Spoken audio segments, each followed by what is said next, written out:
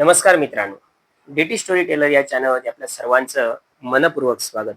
मित्रांनो, आज आपण एक मुंबईमध्ये एका बिल्डिंगच्या टेरेसवर घडलेली भयानक आणि भीतीदायक अशी घटना पाहणार आहोत.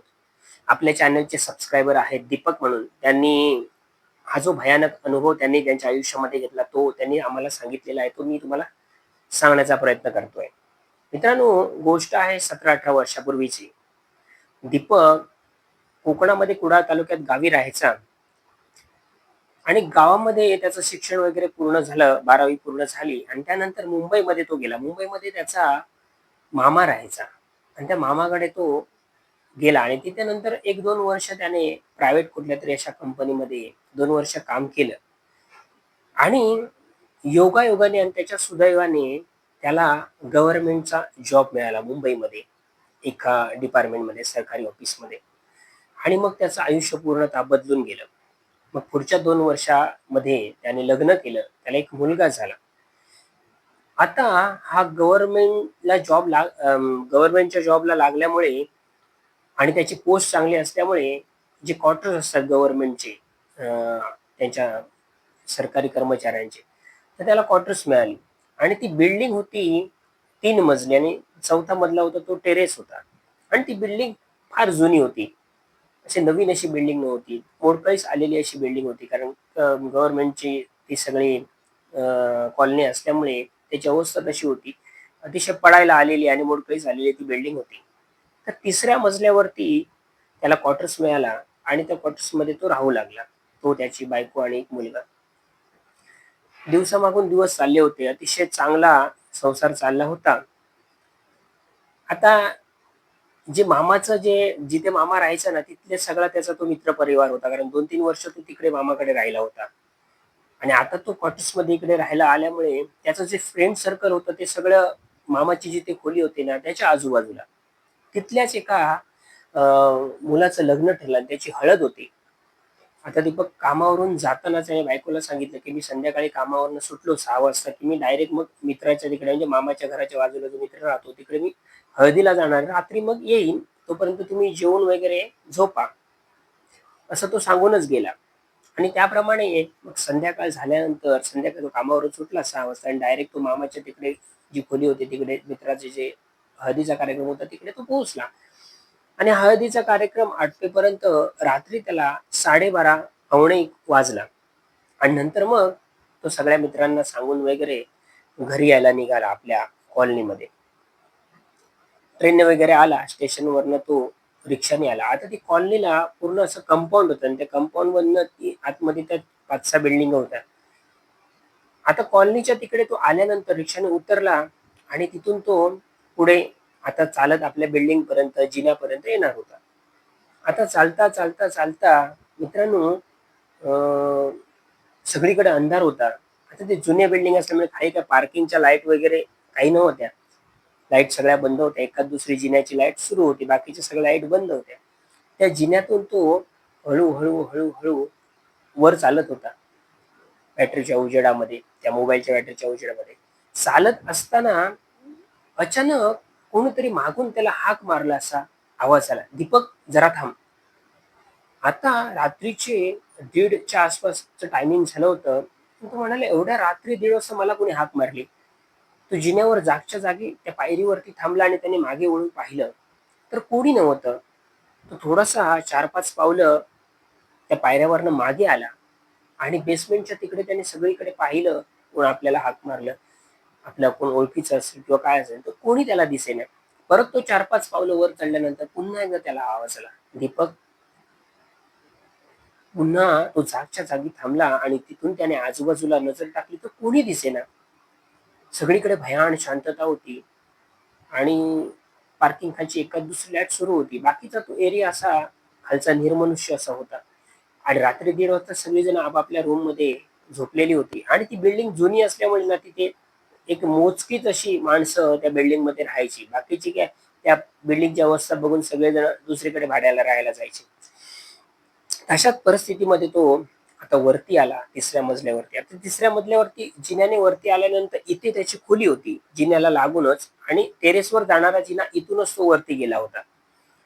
तो आला आणि त्याने दरवाजा वाजवला आणि बायको उठली. तो आतमध्ये गेला आणि हा थोडासा चलबिचल झाला होता, थोडासा घामाघूम झाला होता. बायकोने विचारलं, "काय झालं?"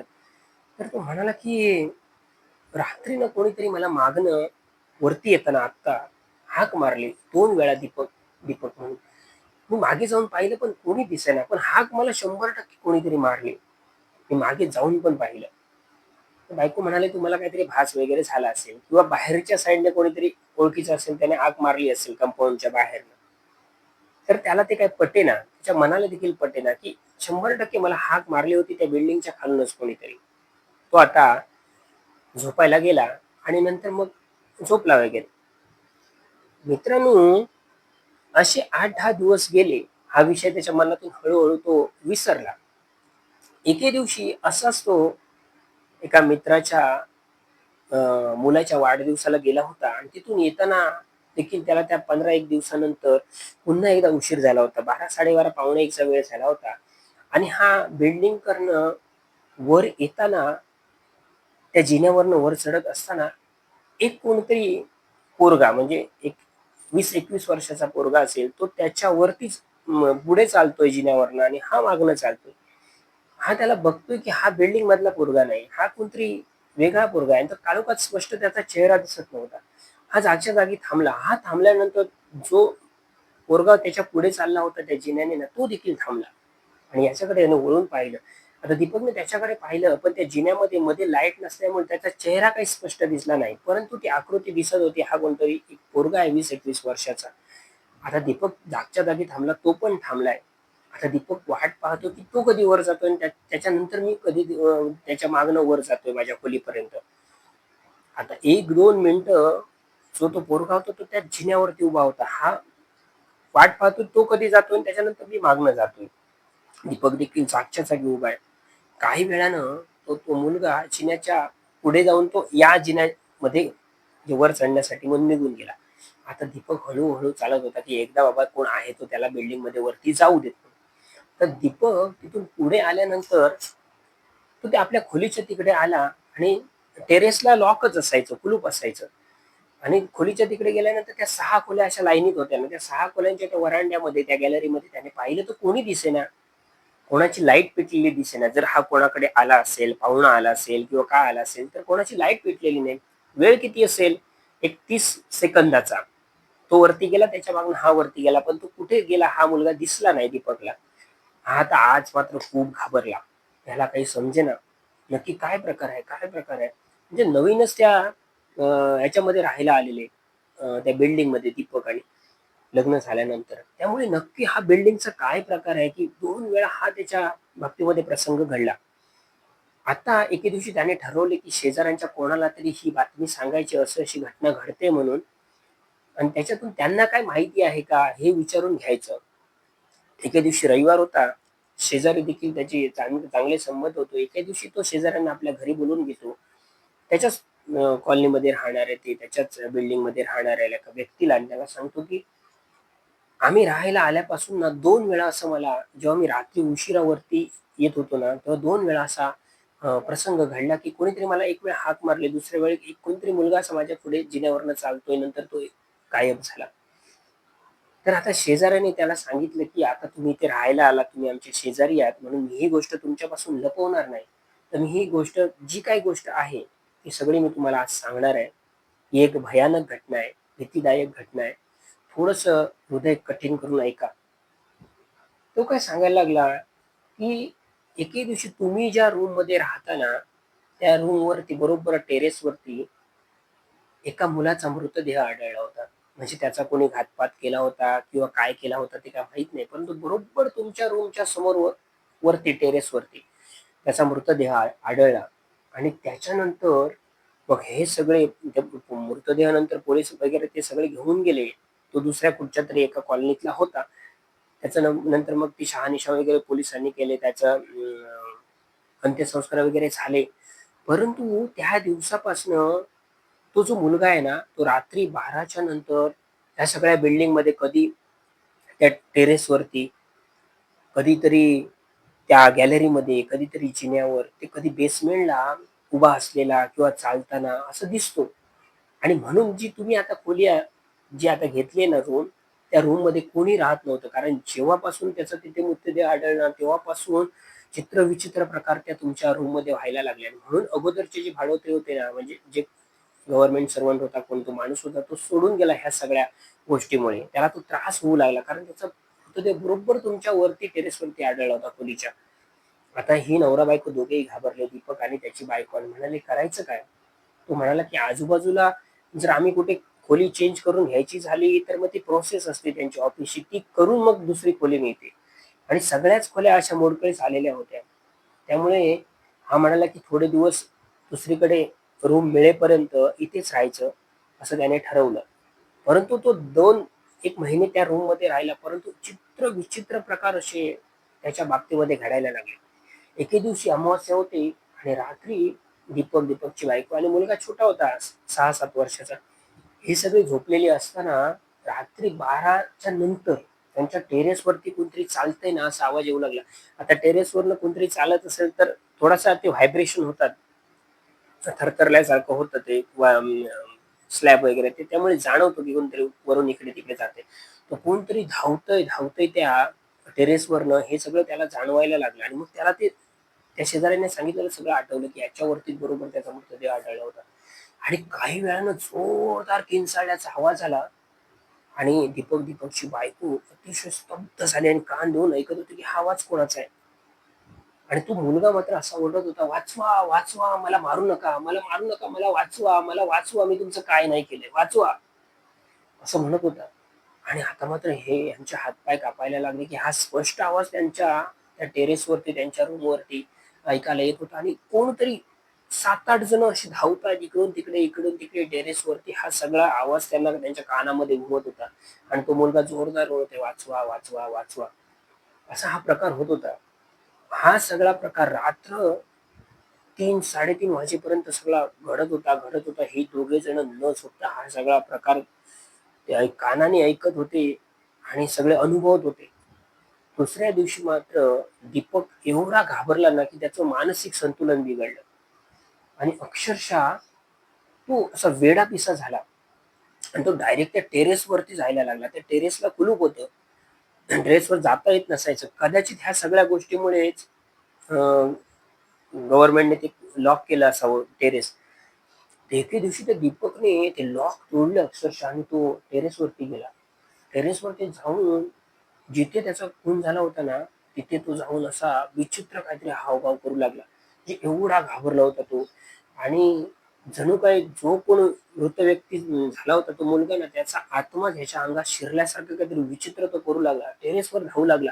त्याची बायको, त्याचा मुलगा, आजूबाजूचे सगळे त्याला ओढून टेरेसवरनं आणत होते. पण तो रात्री अपरात्री त्या टेरेसवरती जायचा. तिथे बसायचा, विचित्र काय-काय गोष्टी करायचा. एके दिवशी ना असंच झालं, नंतर मग त्याचं कामावरनं येणं-जाणं देखील बंद झालं. एवढी परिस्थिती आली, एवढं मानसिक संतुलन त्याचं बिघडलं. त्याने औषधोपचार भरपूर केले, परंतु काही फरक पडेना. मग काही जण म्हणायला लागले, की तांत्रिक बाबा वगैरे असतात ना, त्यांच्याकडे नेऊन याला आणा, दाखवून आणा. कारण कदाचित याच्यामध्ये जो कोण वरती त्याचा मृतदेह आढळला होता, त्याचा प्रेतात्मा कदाचित त्याच्या अंगामध्ये शिरला असेल आणि तो हे सगळं करतोय, असं सगळेजण सांगायला लागले. तर ते म्हणाले, की "ठीक आहे, आपण 2 दिवसांनी त्याला एका मांत्रिकाकडे घेऊन जाऊया." त्या 2 दिवसाच्या अगोदरच एके दिवशी रात्री तो घरातून निघून गेला. घरात कोणालाच सांगितलं नाही. सगळेजण झोपले होते. हळूच दरवाजा त्याने उघडला आणि तो घराबाहेर निघून गेला. निघून गेला आणि बायकोला एक तासाभराने जाग आली. तिला पाहतोय तर आपला नवरा नाहीये. त्याने आजूबाजूच्या म्हणजे संडास बाथरूममध्ये होते तिकडे सगळीकडे शोधलं, आजूबाजूला शोधलं. ती खाली जाऊन आली बेसमेंटला, सगळीकडे शोधलं, कुठे दिसेना. मग त्याने शेजाऱ्यांना उठवलं आणि सांगितलं, की असं-असं हे गायब झालेत आणि मोबाईल वगैरे तिकडेच आहे सगळा आणि कुठे सापडत नाहीयेत. आता शेजारी पण बरे होते. ते आजूबाजूला शोधायला सुरू केलं त्याने, आजूबाजूच्या कॉलनीमध्ये, आजूबाजूच्या रस्त्यावरती, पण कुठेच सापडेना. तर मित्रांनो असे शोधतायत आणि एक स्मशानभूमी होती थोड्या अंतरावरती. त्या स्मशानभूमीमध्ये हा आढळला रात्री. स्मशानभूमीमध्ये जे काही कपडे वगैरे करणे केलेले टाकलेले असतात ना, ते काळे कपडे, काळा एक कपडा त्याने डोक्याला गुंडाळला होता. एक कपडा असा खांद्यावरती घेऊन तो स्मशानभूमीमध्ये बसलेला होता. हा विचित्र प्रकार हा सगळा शेजाऱ्यांनी पाहिला आणि ते धावत-धावत गेले आणि तो सगळा कपडा वगैरे तिथेच काढून टाकून याला घेऊन आले. त्याच्या अंगामध्ये शर्ट नव्हतं, पॅन्ट होती, शर्ट नव्हतं. उग्रच त्याला घेऊन आले आणि ह्यानी मात्र आता ठरवलं, की ह्याला उद्याच घेऊन जायचं. हा काहीतरी प्रेतात्म्याची याला बाधा झालेली आहे. याच्या अंगात त्याचा प्रेतात्मा गेलेला आहे आणि तो सगळं ह्या गोष्टी करतोय. दुसऱ्या दिवशी रिक्षा करून त्या मांत्रिकाकडे त्याचे शेजारी आणि बायको त्याला घेऊन गेले आणि मांत्रिकाने त्याला समोर बसवलं ना, तो विचित्र असे हावभाव करू लागला, डोळे फिरवू लागला, हात-पाय असे आवळू लागला, मोठी अशी गच्च आवळू लागला आणि त्याचं अंग थरथरू लागलं. त्या मांत्रिकाने ते पाणी, त्याच्यानंतर तो जो काही बुक्का असतो, उदी असते ती त्याच्या अंगावरती मारली, त्याच्या डोक्याला लावली. तरी हा अग्रेसिव्ह झाला होता आणि अक्षरशः थरथरत होता. त्या शेजाऱ्यांनी वगैरे त्याला तसं पाठावरती दाबून धरून बसवलं होतं. आता मांत्रिक आपले मंत्र म्हणत होता, म्हणत होता, म्हणत होता आणि एका क्षणी तो मांत्रिक म्हणाला, की "तू जो कोण त्याच्या अंगामध्ये शिरलायस ना, तर तू तुझ्या जागच्या जागी जा. नाहीतर मी ह्या बॉटलमध्ये तुला बंद करणार आहे." असं सांगितल्यावर तो अजूनही दीपक थरथरायला लागला किंवा तो अग्रेसिव्ह झाला, उठून पळण्याचा प्रयत्न करू लागला. म्हणजे त्याच्या अंगामध्ये जो काही प्रेतात्मा होता ना, त्या सगळ्या या गोष्टी करत होता. त्याच्या अंगामध्ये त्याने जाऊन त्याच्या शरीरावरती कब्जा केला होता आणि त्याच्याकडनं ह्या सगळ्या गोष्टी तो करून घेत होता. तो मांत्रिक म्हणाला, "तुम्ही वेळेवरती माझ्याकडे आलात. नाहीतर पुढच्या 2-3 दिवसामध्ये हा जो प्रेतात्मा आहे ना, त्याने त्याच्या बाबतीमध्ये नक्कीच काहीतरी वाईट केलं असतं." आणि मग हे सगळेजण शेजारी, त्याची बायको सगळ्या ह्या गोष्टी पाहतायत. तो अजून थरथरायला लागला, उठून पळण्याचा प्रयत्न करत होता. शेवटी त्या मांत्रिकाने बराच वेळ त्याच्या अंगावरती उडी टाकून काही ते मंत्र म्हणून ना, त्या मांत्रिकाचं दार होतं ना, ते दार, जे रूमचं दार होतं, ते एक दार धडकन असं बंद झालं, एक दार उघडलं आणि एक दार तसंच बंद झालं आणि मग ह्या सगळ्यांना वाटलं, की दार उघडून कोणतरी बाहेर गेलं की काय?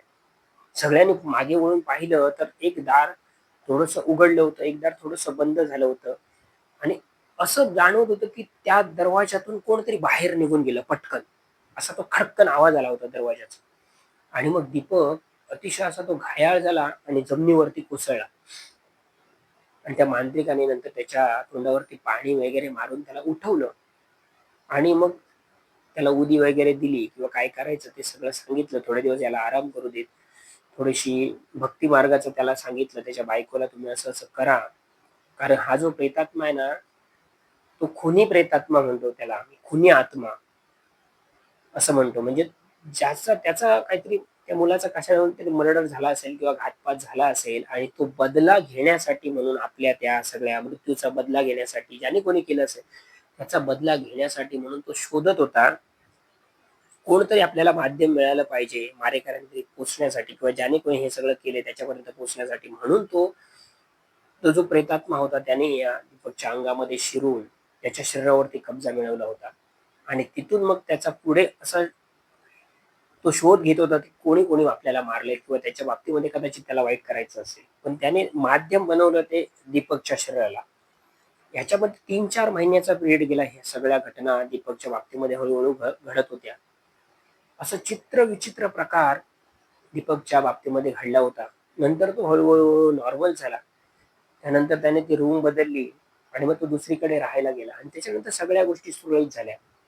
परंतु हा जो त्याचा प्रकार त्याच्या बाबतीमध्ये घडला त्या 3-4 महिन्यामध्ये जे काही त्याने अनुभवलं, की एखाद्याचा जेव्हा मृत्यू होतो, तो कमी वयाचा असेल, त्याच्या इच्छा, आकांक्षा सगळ्या अपुऱ्या राहतात आणि त्या सगळ्या पूर्ण करण्यासाठी म्हणून त्याचा जो प्रेतात्मा असतो ना, तो आजूबाजूला भटकत असतो आणि तो अशा एका व्यक्तीच्या शोधात असतो, की जो कमजोर असतो.